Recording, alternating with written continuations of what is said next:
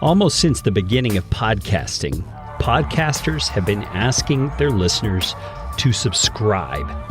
Why do we do that? Well, it's because we know that if our podcast episodes are automatically sent to those listeners, then the listener is going to be much more likely to listen to that episode. But you know what?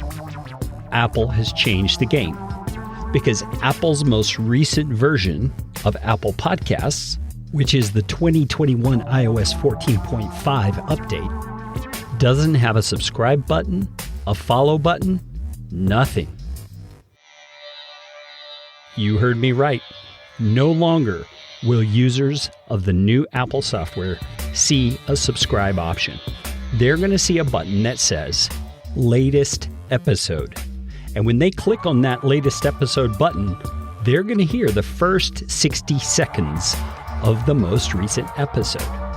This has lots of ramifications for both what you ask your listeners to do and how you format your podcast episodes. Let's talk about it on this episode of Podcastification.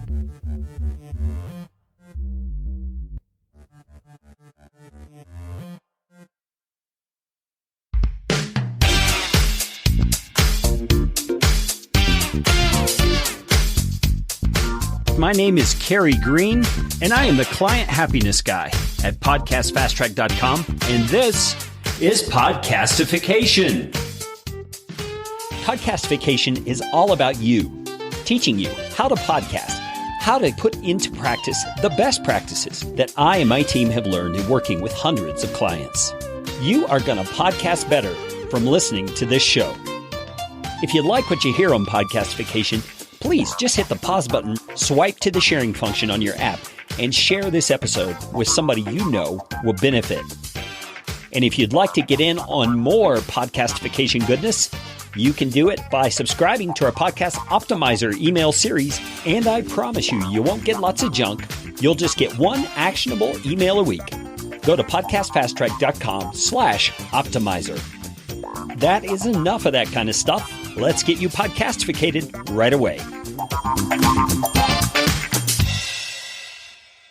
As is always the case, podcasting technology continues to change. And as I mentioned in my intro, Apple is the one doing the changing. Now, you may think that not all of your listeners use Apple Podcasts. Not all of them are Apple phone users, period. So why is this such a big deal? Well, it's a big deal because statistically speaking, across the industry of podcasting, more people use Apple Podcasts than any other app.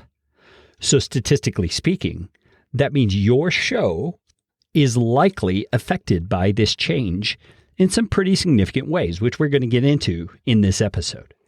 And what I want you to consider is your responsibility as a podcaster for making the changes necessary to both benefit your show in the long haul and benefit your listeners. And I'm talking about future listeners as well as current listeners. So let's recap real quickly. In iOS 14.5, the newest update that's come out, and this is August of 2021, the subscribe button is gone. You will not see it when you look up a new podcast. It's being replaced by a button that says latest episode. And when you click on that button, it's going to play the first 60 seconds of your most recent episode. Okay, so in a sense, the most important 60 seconds of your podcast is always changing. It's always going to be the first 60 seconds of your most recent episode, because that is what is being given as a sample of your podcast to anybody who finds it on Apple Podcasts. Now, why would Apple do this? Well, it's because Apple is showing signs of doing things that they think are better for listeners, better for their users. And it's not just in Apple Podcasts that this is happening. And so they know you've got to do something to hook listeners fast, or else they're not going to listen to your show. And they're building their app to go along with that understanding. And so that listen to the last episode button is intended to give you an opportunity.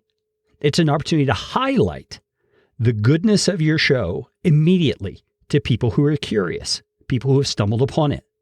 You want that first 60 seconds to be catchy, compelling, enticing, interesting.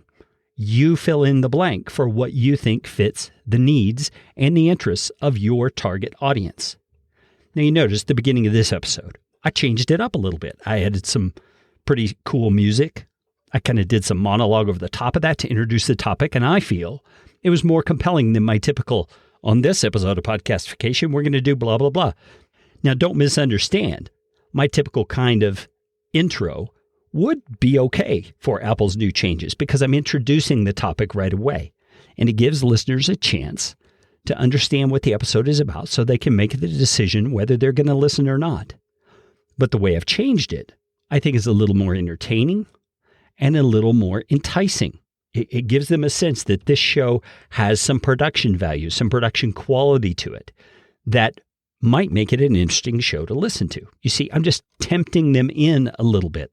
And if I change that music from episode to episode to episode, and I change my approach to that teaser, it's going to be even more intriguing to people as they become regular listeners of the show.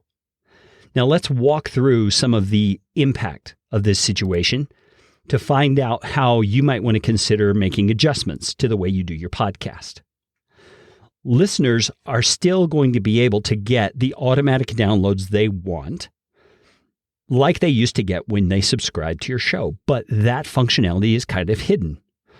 When you pull up the podcast in Apple Podcasts, you'll find that option behind the 3-dot menu in the top right corner above your cover art. That is where people are going to have to go. So if you want people to subscribe on Apple Podcasts, you're going to have to tell them to go to that 3-dot menu. When the drop-down menu appears, click the follow button. You see, Apple has changed the vernacular there too. It's now follow, not subscribe. So from now on, forget subscribers. You want them to follow your podcast, and that's what you're going to say when it comes to Apple Podcasts. You can add a call to action to your episodes that is specific for Apple users, but just be careful because there are, as I mentioned earlier, still a lot of people who don't use Apple, and you want to make your call to action relevant to them as well. So I would encourage you to take the time to figure out how you're going to ask people to follow your podcast, how you're going to ask them to do that based on a different user experience on all the different apps. You need to spend some time working out that verbiage, condensing it where it makes sense on all applications, and then using it consistently. Now, let's talk for a moment again about that initial 60 seconds of your episodes. Well, I can think of a lot of things that immediately should go away from that first 60 seconds. Number one, a long, boring intro.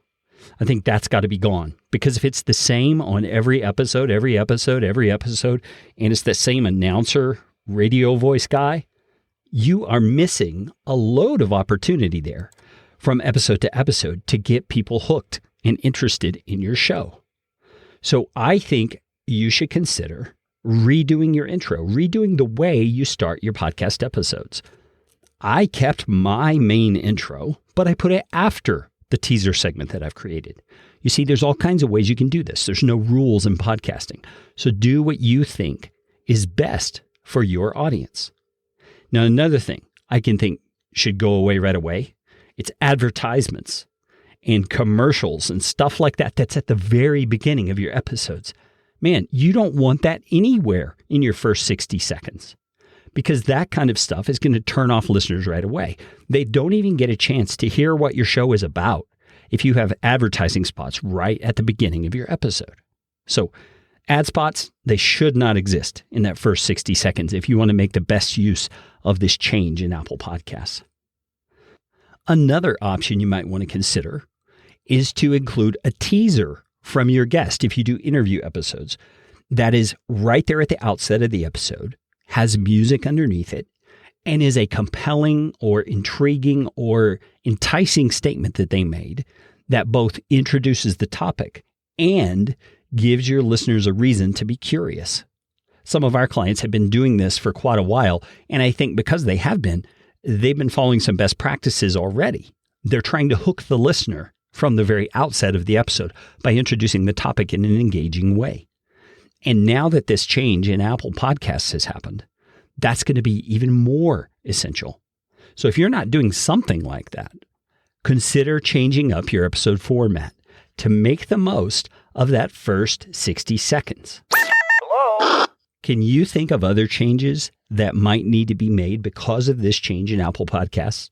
Changes specific to your industry, specific to the way your niche audience listens to podcasts and engages with content? I would love to hear your suggestions and your creative ideas. Contact me, Carey, Carey, at podcastfasttrack.com. Now, go out and make it a podcastificating day. This show is brought to you by Podcast Fast Track, where my team provides professional podcasting services without the time suck. Full production, editing, and show notes, all in one monthly subscription package. You can find out more at podcastfasttrack.com. Now go out and make it a podcastificating day.